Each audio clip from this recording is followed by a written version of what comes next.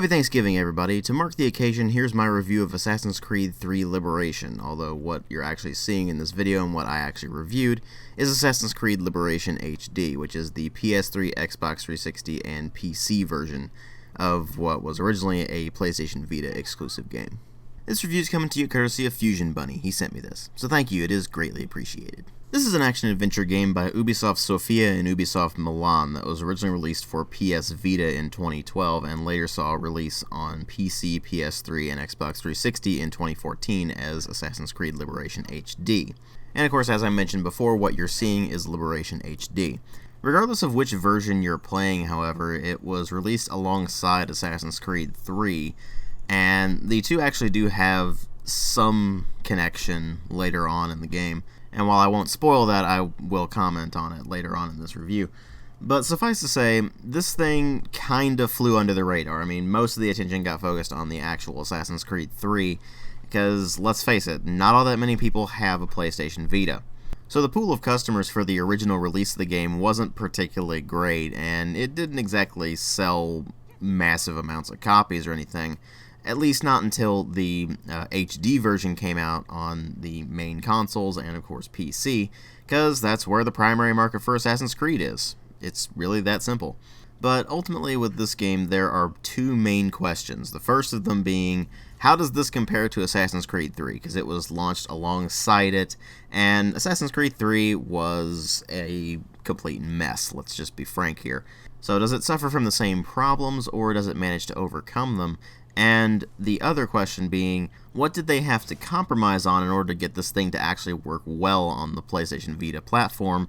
Because handheld development is a fairly different game from main console and PC development.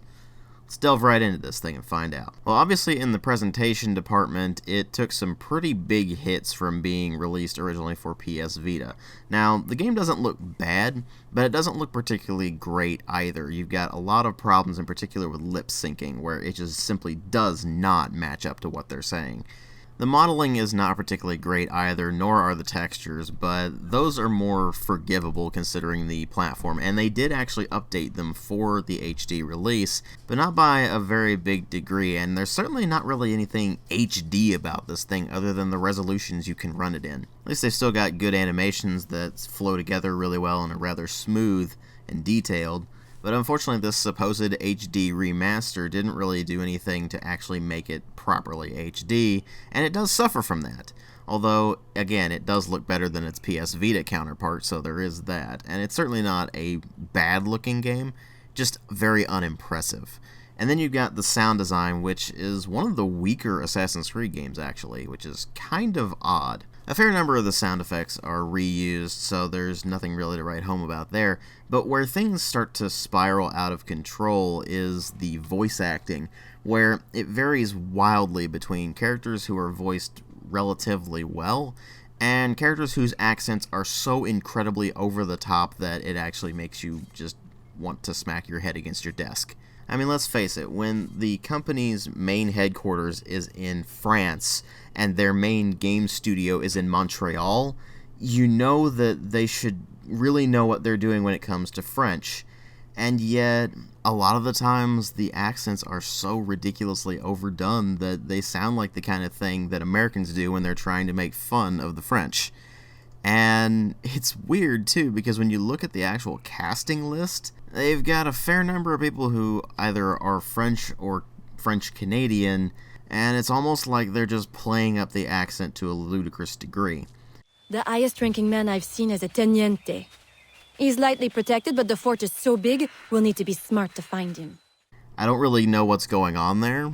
Maybe that's just the way they talk, but if that's the way they talk, then they sound like the hilarious American French stereotype, which is absurd. Anyway, like I said, the voice acting ranges from fairly solid to downright awful, and a lot of it really comes across as amateurish, which is kind of annoying. But that's the main problem that the sound design has, is the voice acting, because a lot of these characters just don't sound like they're at all interested in what's going on, or they're just ridiculously over the top. And that makes it fairly hard to get attached to any of the characters, or to really give a crap about what's going on when there actually is drama in the storyline. and the end result is something that's just incredibly disappointing given how good the sound design was in the previous Assassin's Creed games, as well as the Assassin's Creed games that would follow it. And another thing that's disappointing about it is the music, which is just kinda there. There's nothing particularly memorable. It's certainly no Assassin's Creed 2 soundtrack, but regardless of that, it just doesn't really have a strong identity as far as its soundtrack goes. It's just kinda generic, and even though it's not bad music, you just don't really notice it all that much, and it's certainly not very memorable. But ultimately what really matter here are the story and the gameplay, and the story in this is split between two different storylines, really.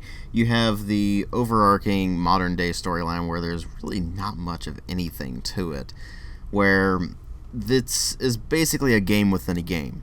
You have the premise that what you're playing through is a video game developed by Abstergo Entertainment, and it's about the life of the assassin Aveline de Grandpré. Now you're just going to have to bear with me on these names because je n'ai pas le français, so while I'll do what I can, it's probably going to be kind of messy. So fair warning there. But you play as Aveline, and it takes place mostly in Louisiana, although you do venture out into other parts of the New World as well. And it mostly takes place during the 1760s, eventually moving up to the 1770s. And finally into the Revolutionary War period. And it starts off with the end of the French and Indian War, where France had to cede a huge chunk of what was known as Louisiana at the time, which was really just a massive amount of land, to both Great Britain and Spain. And what ends up happening is it takes place at the beginning in New Orleans under the rule of the Spanish now.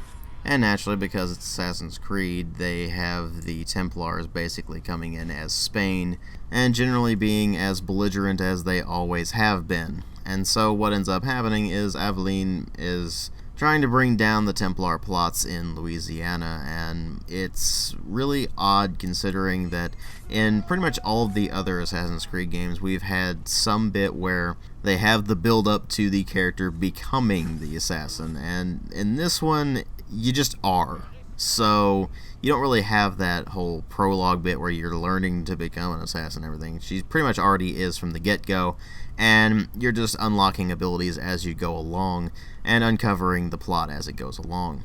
Eventually it does coincide with the events of Assassin's Creed 3 when it gets to the Revolutionary War period, and it does of course have a crossover bit with Connor, but here's the problem with the plot. It doesn't really go anywhere. There's not really anything in there that we haven't seen before, and more importantly, it's just not an interesting plot. Now, Assassin's Creed 3 had a similar problem where it should be a really interesting period of history, it should be a bunch of interesting characters, and yet, when you actually get into the game, it just isn't. And that's the case with Liberation as well. Once again, it takes place during a very interesting period of history, but as you're going through the game, you don't really feel like you can get attached to any of the characters. They're just kind of bland and lifeless, and the ones that aren't are just so incredibly over the top that you still can't get attached to them either. And once you get past the bland and uninteresting characters, you run into the problem of the plot just not particularly interesting you. And part of that comes from how incredibly clipped it feels. Now, what do I mean by that? Well, as I've mentioned before, this was a PS Vita game, and it really does show in a lot of regards.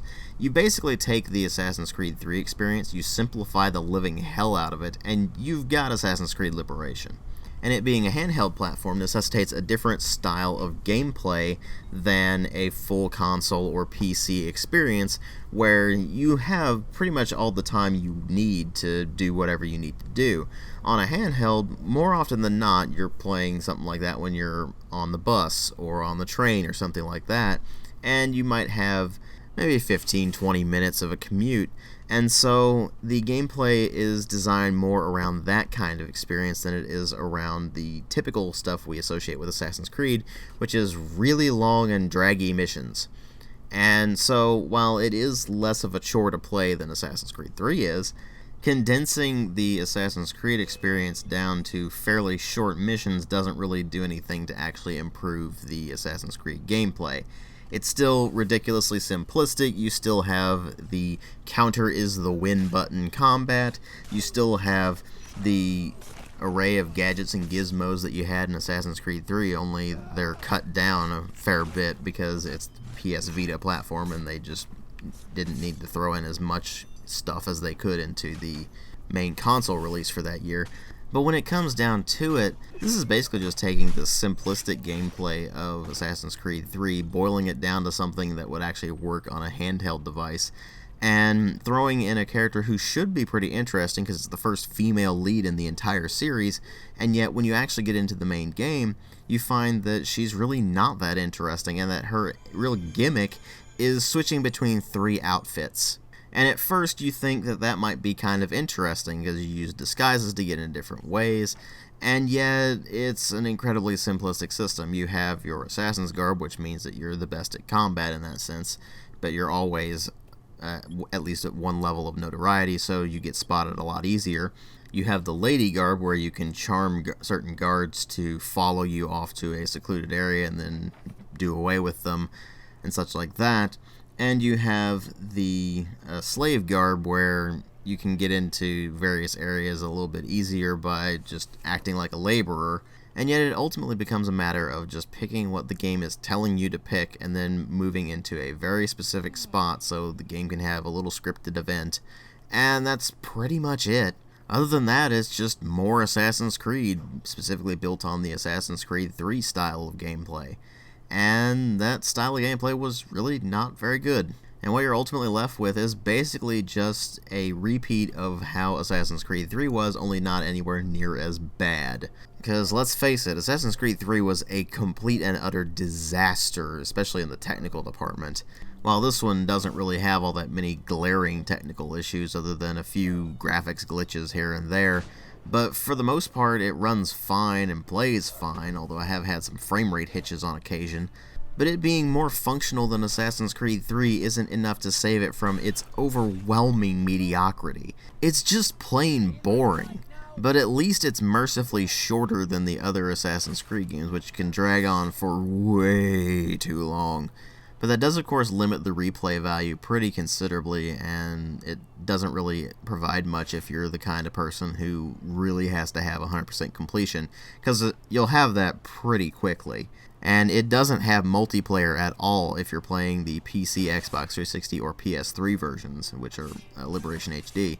If you're playing the PS Vita version, the original Assassin's Creed 3 Liberation, then you do get multiplayer, but we don't get it if we're playing HD, so that also pretty significantly limits its replay value and just its value as a game.